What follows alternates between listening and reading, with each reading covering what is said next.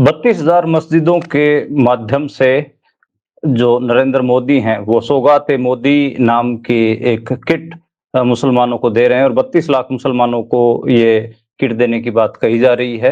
इसको लेकर अपूर्वानंद जी ने एक द वायर हिंदी पर लेख लिखा है, जिसमें उन्होंने कहा है कि खून से लिथड़ा हाथ अपने शिकार के मुँह में ठूँस रहा है मिठाई। सर, आपने जो ये लेख लिखा है और इसका खासकर आपने जो एक नुक्ता है, ये खून से लिथड़ा हाथ अपने शिकार के मुँह में ठूस रहा है मिठाई, ये आपने क्यों कहा? क्योंकि एक तरफ तो भाजपा दावा कर रही है कि वो तो जो अल्पसंख्यक हैं, उनको मिठाइयाँ दे रहे हैं क्योंकि पवित्र महीने में इसमें ऐसा उपहार देना या फिर किसी की मदद करना अच्छा होता है। ये हम सारे लोग जानते हैं कि पिछले 10 साल से खासकर मुसलमानों के साथ क्या किया जा रहा है। अभी भी जब सौगाते मोदी अ, बाँटने की बात हो रही है और एक तरह की खैरात बाँटने की कोशिश हो रही है, क्योंकि इसमें कहा जा रहा है कि जो गरीब मुसलमान हैं वो अच्छे तरीके से ईद मना सकें, इसके लिए सहायता की जा रही है। और ये छिपाने की भी कोशिश नहीं की गई है कि ये सहायता सिर्फ़ उनको ईद मनाने के लिए नहीं दी जा रही है, बल्कि उनसे उम्मीद की जा रही है कि इसके बदले वो भाजपा को समर्थन देंगे, अपना आधार हुँ, बनाएँगे। तो ये कोई मुसलमानों को निस्वार्थ भाव से उनका त्योहार मनाने में मदद भी नहीं है। लेकिन जब ये किया जा रहा है, आप उसी समय सुन रहे हैं कि जगह-जगह मुसलमानों को धमकी दी जा रही है कि आप खुले में नमाज़ नहीं पढ़ेंगे। ड्रोन उड़ाए जा रहे हैं जगह-जगह। मेरठ में कहा गया कि अगर आप नमाज़ पढ़ेंगे तो खुले में, सड़क पर नमाज़ पढ़ेंगे तो अ, पासपोर्ट आपका रद्द कर दिया जाएगा। हालाँकि इसका अधिकार पुलिस को है या नहीं, यह एक प्रश्न है। लेकिन यह बात फिर संभल में भी कही गई कि अगर आप सेवई खिलाएँगे तो गुझिया खाने के लिए तैयार रहिए। सेवई कौन किसको ज़बरदस्ती खिलाना चाहता है? बहुत सारे लोग ये सोचते हैं कि जैसे हम ज़बरदस्ती रंग लगाना चाहते हैं, वैसे दूसरे भी आपको ज़बरदस्ती सेवई आपके मुँह में ठूँसना चाहते हैं। ऐसा कोई है नहीं, अगर आपको सेवई खानी है तो हमारे घर आइए, नहीं खानी है अपने घर रहिए।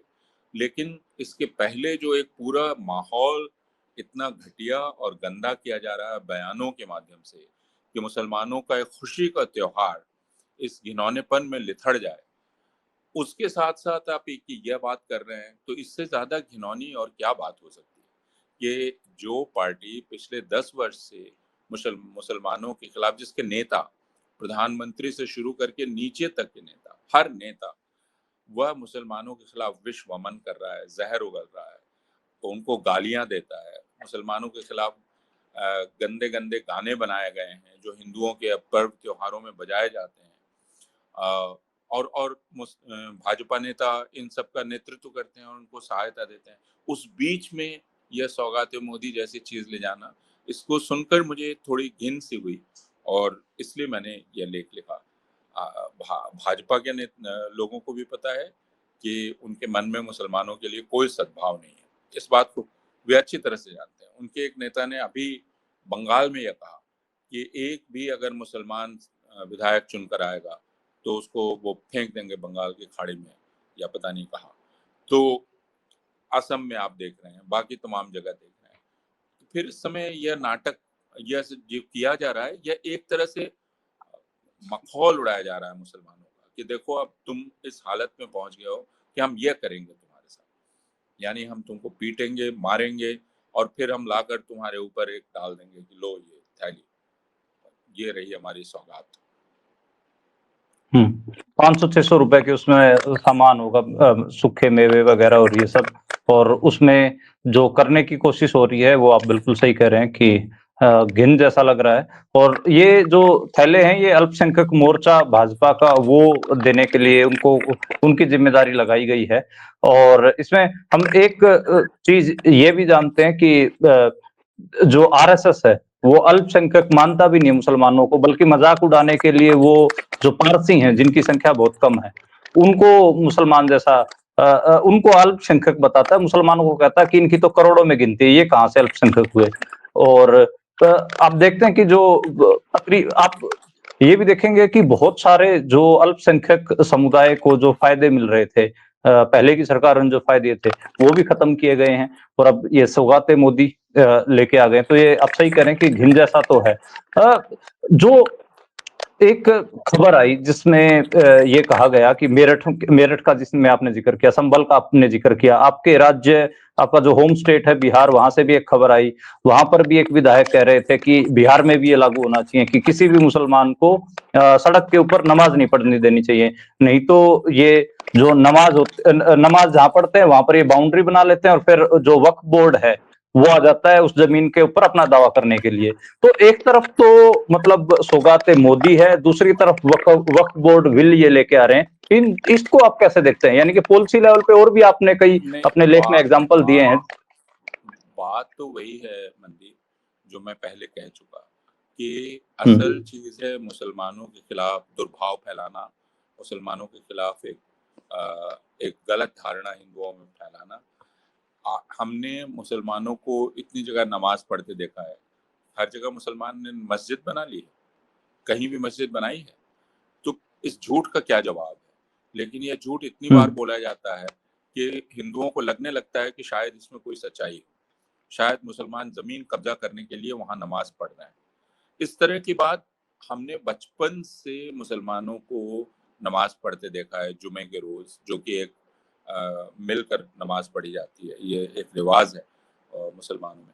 और ईद के दिन और बकरीद के दिन कोई भी परेशानी नहीं हुई, बचपन से हम देखते आए।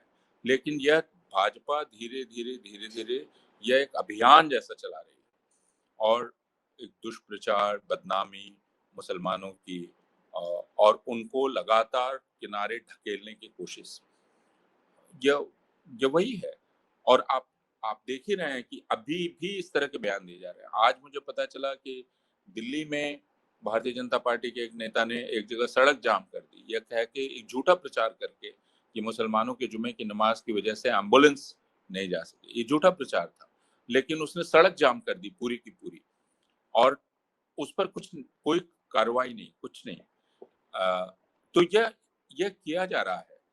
इसमें कोई भी किसी भी तरह से इसको समझने के लिए हमें विशेष बुद्धि की आवश्यकता नहीं है। सब कुछ साफ-साफ दिख रहा है। जी बिल्कुल अगर मैं बात करूं तो जो जामिया मिलिया इस्लामिया यूनिवर्सिटी का माइनॉरिटी का स्टेटस खत्म करने की बात हो या फिर जो मौलाना आजाद फेलोशिप थी माइनॉरिटी स्टूडेंट की, उसके ऊपर क्रैकडाउन की बात और 10 चीजें हम गिनवा सकते हैं और अब वक्फ बोर्ड बिल लाकर ये मुसलमानों को भी टारगेट कर रहे हैं, वो भी हमें पता है।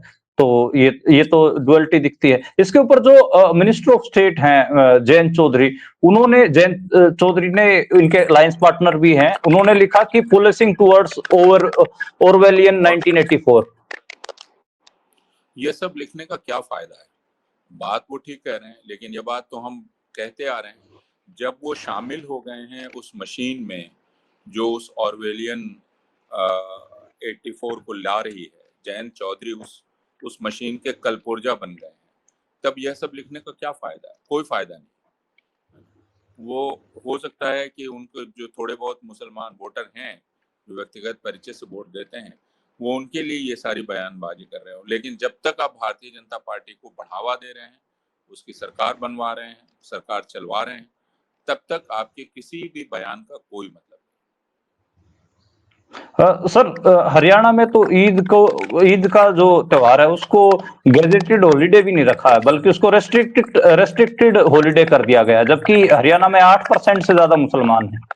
तो उस एक हरियाणा विधान बहाना ये बनाया गया है कि वो फाइनेंशियल ईयर का आखिरी दिन है, इसलिए उसको रेस्ट्रिक्टेड हॉलीडे किया गया है। लेकिन हम सब लोगों को मालूम है कि भारतीय जनता पार्टी दरअसल क्या करना चाह रही है। वो गुड फ्राइडे, 25 दिसंबर, इन सारे त्योहारों को किनारे ढकेल देना चाहती है और उसमें यह मौका भी है। तो मंशा भारतीय जनता पार्टी की हमेशा संदिग्ध रही है। इसमें कोई अलग से इस बात को समझने की आवश्यकता नहीं है, क्योंकि वह चाहती ही नहीं है कि जो भारतीय कैलेंडर है, उस भारतीय कैलेंडर में मुसलमान, ईसाई ये उपस्थितियां दिखलाई पड़े और पता चले कि भारतीय कैलेंडर इन सब से मिलकर बना है, पर्व त्योहारों से, और उनको बराबर का अधिकार है।